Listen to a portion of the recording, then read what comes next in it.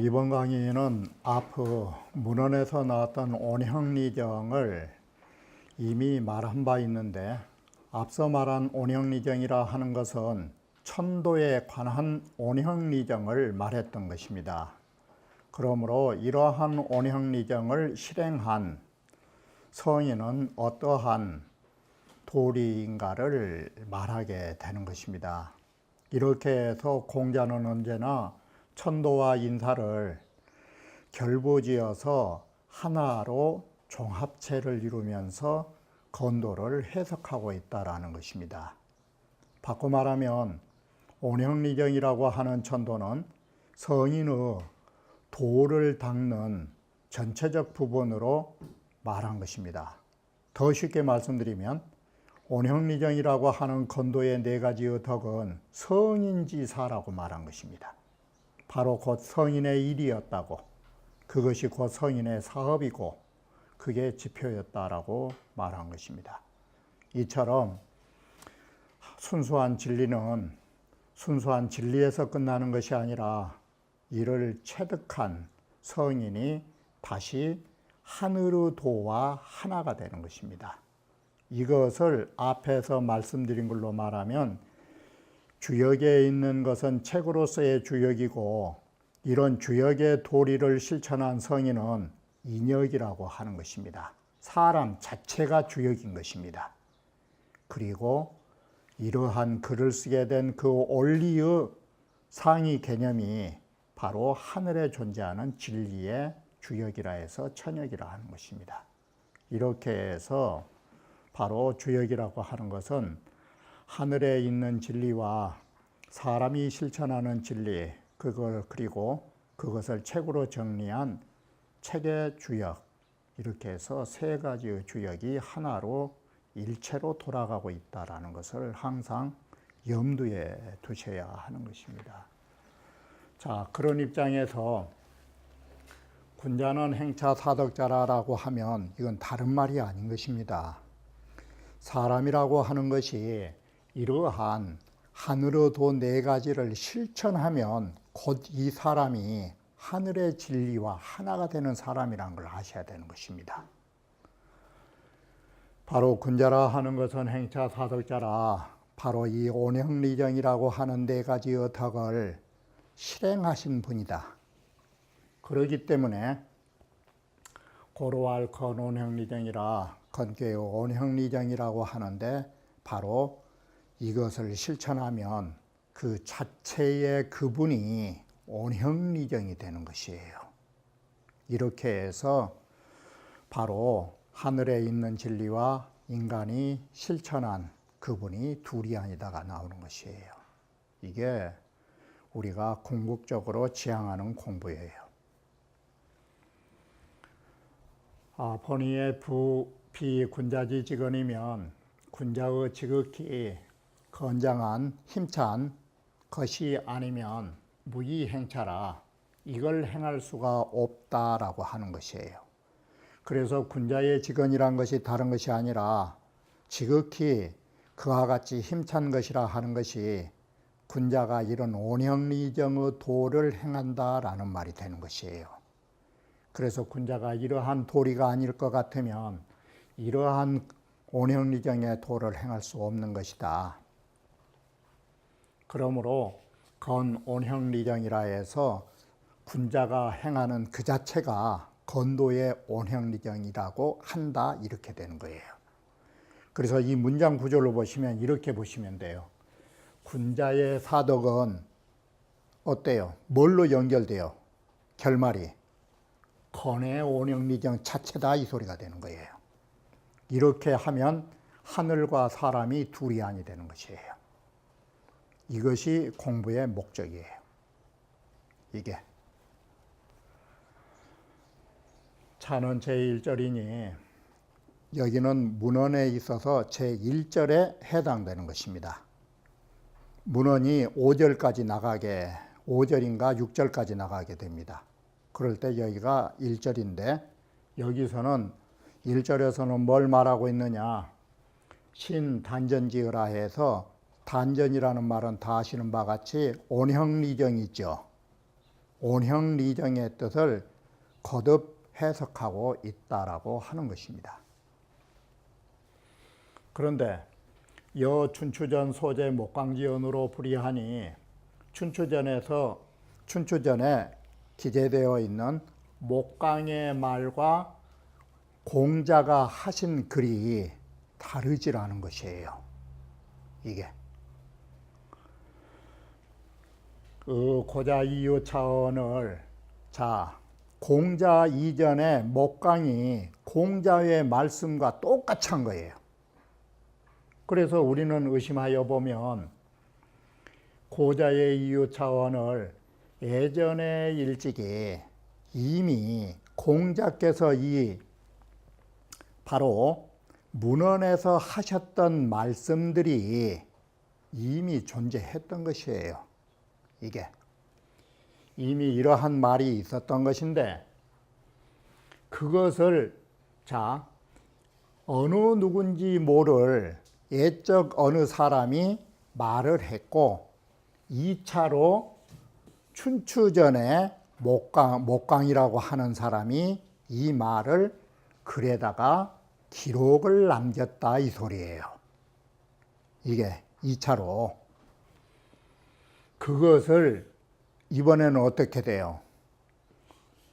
세 번째로 공자께서 그 누구의 말인지는 몰라도 목강이 춘추전에 이 말을 했다 그랬죠. 이것을 여규치언이라 또한 이런 말을 취택해서 인용을 한 거예요. 고로 하문에 그래서 아래의 문장에 별이 자활로 특별히 자활이라는 글자로서 구별을 해가지고 표공자지사하니 이게 공자의 말씀임을 나타낸 것이에요. 공자께서 예전에 있었던 어쨌든 공자께서 이렇게 말씀하셨다고. 그러니 개전자 요기 명 차장지위 고야라. 바로 이 전한 자는 이 말은 이 글에 전수를 한 사람들은 이 글을 이 문헌을 정리한 사람들은 바로 이 장이 문헌이 공자가 말씀하신 이 문헌의 이 장이 고어임을 옛적의 말이라고 한 것임을 밝히고자 해서 자활이라고 말했다 이거예요. 공자께서 예전에 있었던 말을 이렇게 다시 하셨습니다라고 바로 이렇게 해서 앞에서 말했던 온형리정을 해석한 말들은 공자의 창작이 아니라 공자의 정리예요. 이게 그래서 이 목강의 말을 찾아보면 좌시전 양공 9년조에 있어요. 이게 좌시전에 의하면 좌시전 양공 9년조에 보면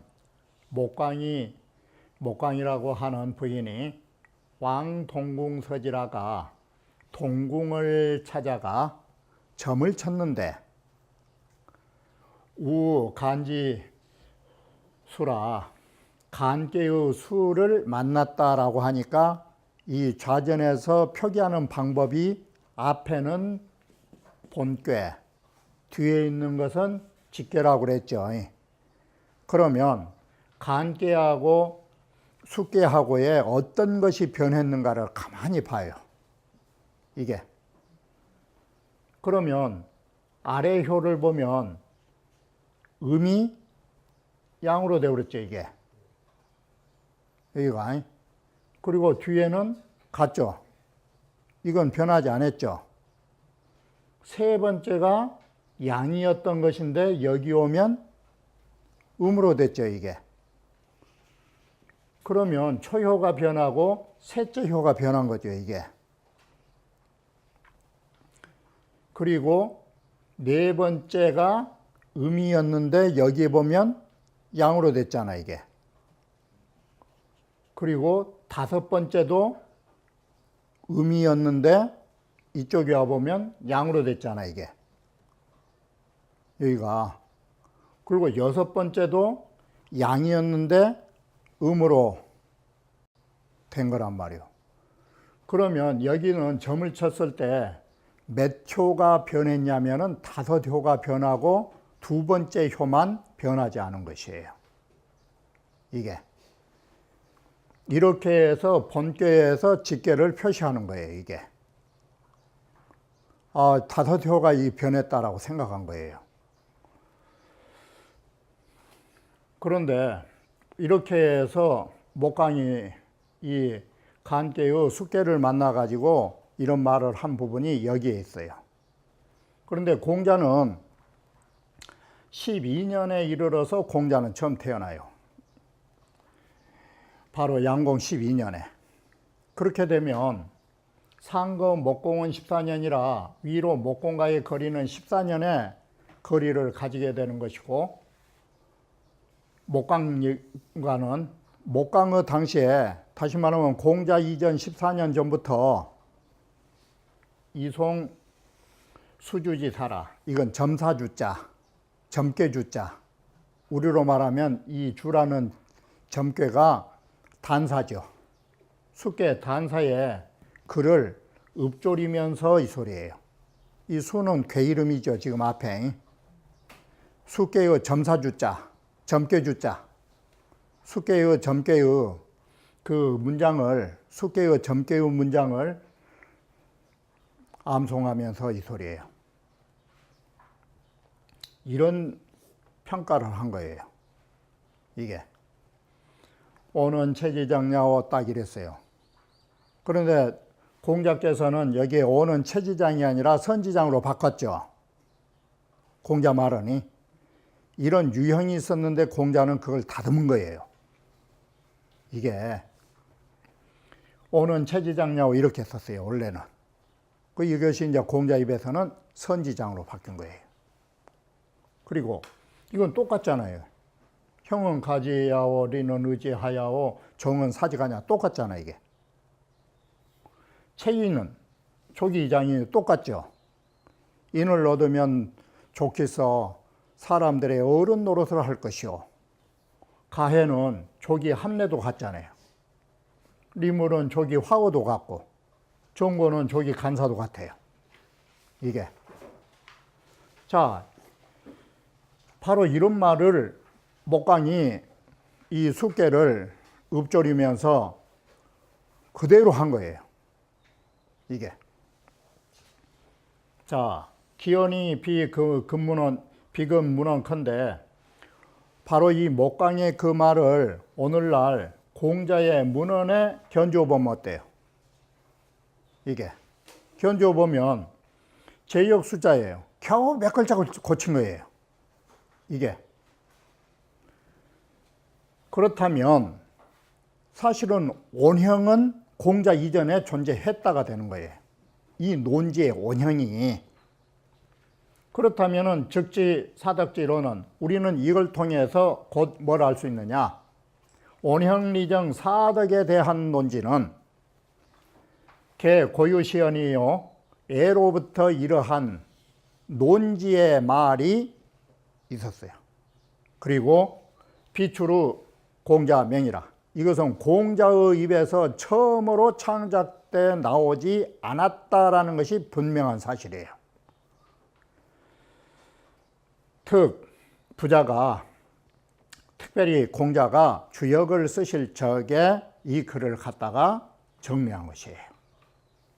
그래서 공자가 그 주역을 쓰실 적에 견차사자 소해 심대하고 이 온형리정 네 글자의 소해, 거기에 갖춰져 있는 의미가 매우 크다라는 사실을 보면서 바로 온형리정이라는 지금 목강이가 했던 말은 워낙 범주가 큰 의미를 가지고 있는 것이기 때문에 이러한 것은 수계가 부족이 진지라. 택내 숙계에는 온형리정이라는 이런 의미를 다 포괄할 수가 없는 것이에요. 숙계에 온형리정이란 글자가 있지만 건계의 온형리정이라는 글자하고 숙계에 쓰인 의미하고는 도저히 해당될 수가 없다라는 것이에요. 그래서 숙계에다가 온형리정을 그처럼 풀어 쓰는 것은 부당하다 이 소리예요. 이게 온형리정 의미는 큰데 숙계의 그 자체는 왜소한 꾀예요. 이게 바로 이렇게 되면 그야말로 친소봉대로 이게 서로 어울려지지 않는 것이에요. 그래서 숙계에 말했던 그것을 숙계에다는 쓸 수 없는 것이고, 그래서 고로 공자께서 삭기사의 부권이라고 한 거예요. 그래서 숙계에 붙여서 썼던 그 온형리정에 관한 말을 삭제했다가 어디 갔다가 딱 잘라 붙였느냐, 건괴에다가 공자가 이동을 시켰다라는 것이에요. 온형리정의 의미는 숙계에 해당될 수 없다라는 것이에요. 그래서 그 온형리정을 건괴의 문헌에다가 붙여 쓰셨다 이 소리예요. 이렇게 해서 큰 의미를 큰 괴에다 붙였다 이 소리잖아요. 이게 공자는 바로 몇 글자를 수정했을 뿐만 아니라 해당 괴를 바꿔놨다가 두 번째죠. 이게 연이나 온형리정이라 하는 것은 이 온형리정이라는 이 네 글자가 다른 괴에서도 서너 군데가 나와요. 이게 건괴 제외하고도 재건에는 가히 사덕언이언이와 건괴에 있어서는 사덕으로 말할 수 있는 것이에요. 이게 그런데 탁괴는 다른 괴는 지당 본 문항지 석제하라가 뭔 소리겠어요. 다른 괴에서는 온형리정을 단지 문항의 뜻에 근본하여 해석하여야 된다라는 것은 문항의 뜻은 온형하고 리정이라고 그랬죠.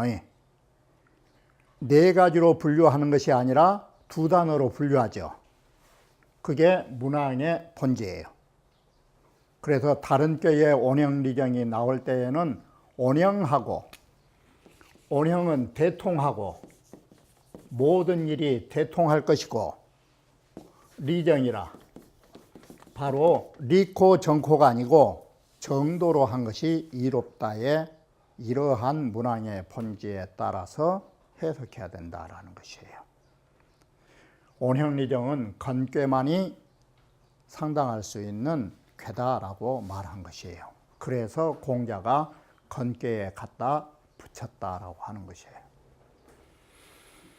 자, 이렇게 해서 단전에 대한 뜻이 나오고 나면 그 다음에는 효사에 대한 부분으로 다시 넘어가겠죠.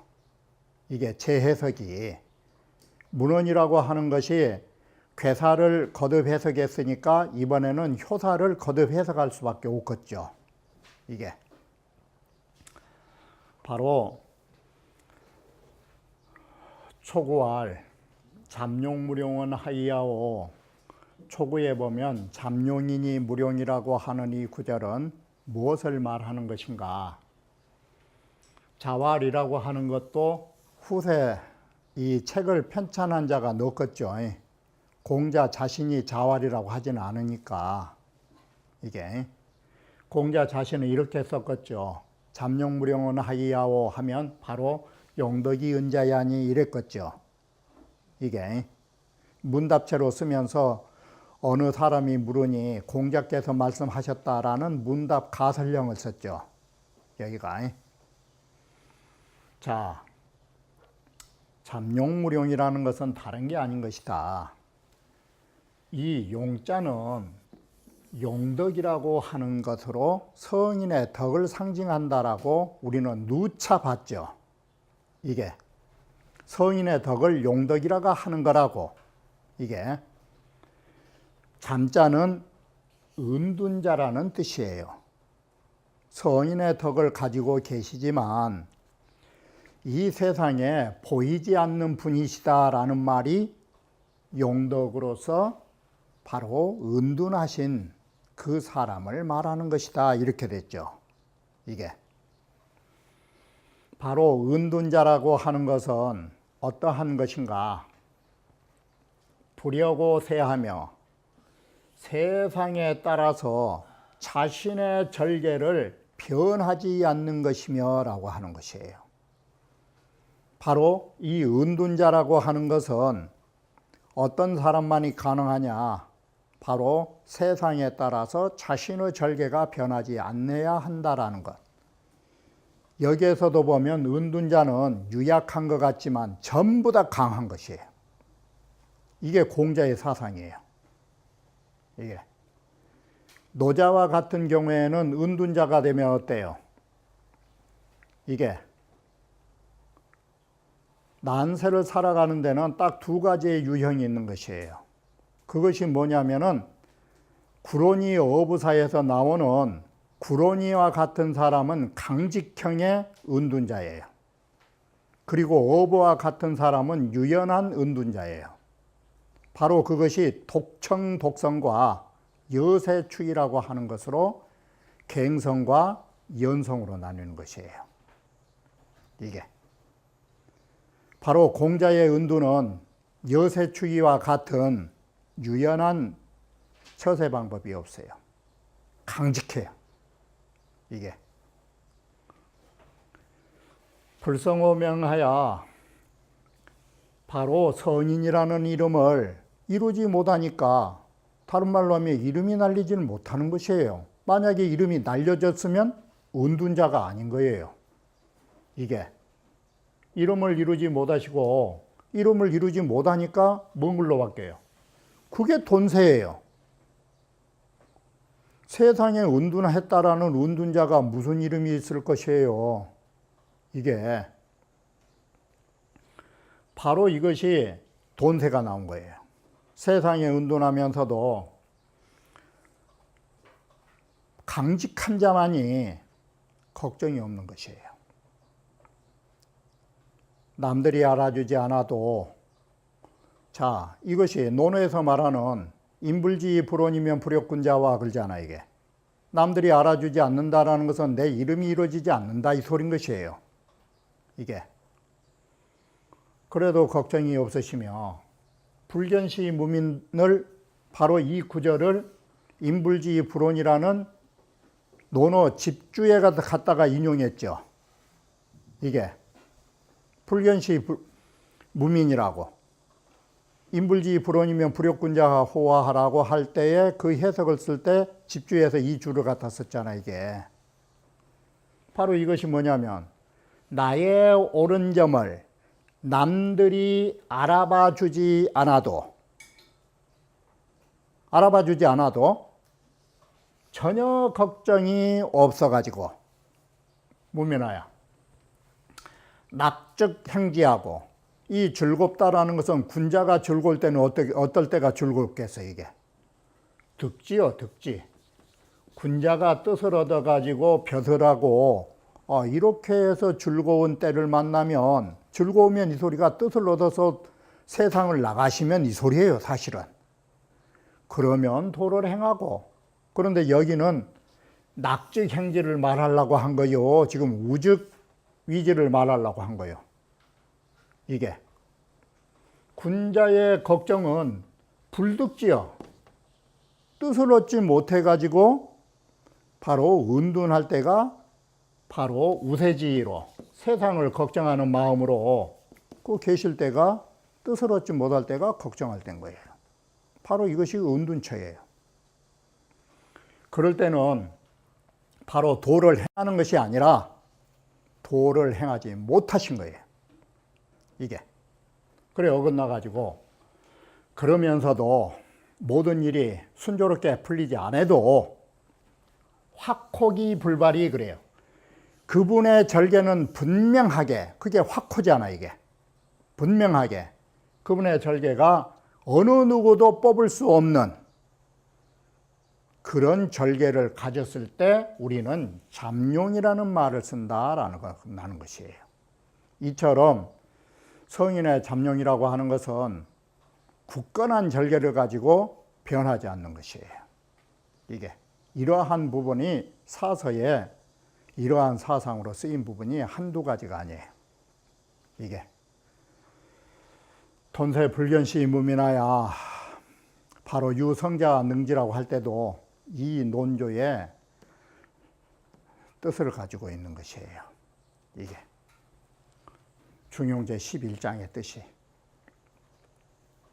본의에 보면 용덕이라고 하는 용자를 변화라는 의미를 갖게 되는 것이고 변화의 가능성을 가진 것을 인격으로 말하면 성인이 된 것이에요. 그래서 용덕은 성인지덕 딱 그러는 것이에요. 제하고로 은이라 공자가 되신 분도 아래에 있으면은 그 은둔할 수밖에 없는 것이에요. 자, 역이라고 할 때 불여고세라는 이 역자는 뭔 뜻이냐? 위 변기소수라 그 지킨 바를 변한다 뜻으로 불여고세니까 세상이 어떻든지 나의 지켰던 바는 변하지 않는다 이렇게 했죠. 대저 건괴 육효를 대체로 건괴 육효를 문헌에서는 공자께서는 개의 성인 명지하니 모두 성인의 덕으로 밝히고 있어요. 지금 모든 것들이. 그래서 육효에는 어떤 차이만 있느냐? 유은현이로되 유은현이라는 말에가 잠룡과 같은 경우에는 은이 되겠죠. 그리고 비룡제천이라든지 혈룡이라든지 하면 현자가 되겠죠. 지위에 따라서 보이고 보이지 않는 차이는 있을지언정 이 소리예요. 바로 이것을 다른 말로 하면 성인이 만난 시대나 성인이 만난 지위는 은연의 차이가 있을 수 있지만 무엇은 차이가 없어요. 천심이 없다라는 것은 성인의 덕에 천심이라고 하는 것은 우열로 보면 되겠죠. 바로 성인의 덕에 있어서 우열의 차이는 없어요. 그래서 건괴 육효는 모두 성인의 덕으로 평가하는 것이기 때문에 잠룡이라고 해서 성인의 덕을 갖추지 못했다라고 하는 부분은 없어요. 단 시대가 그러하고 현재의 위치가 그러하기 때문에 잠이라 할 뿐이지 더 이상 더 닦아야 하는 그런 공부의 여지를 놓고 말하지는 않는다라고 하는 것입니다. 그러면 다음 강의에서 이어 말씀드리기로 하겠습니다.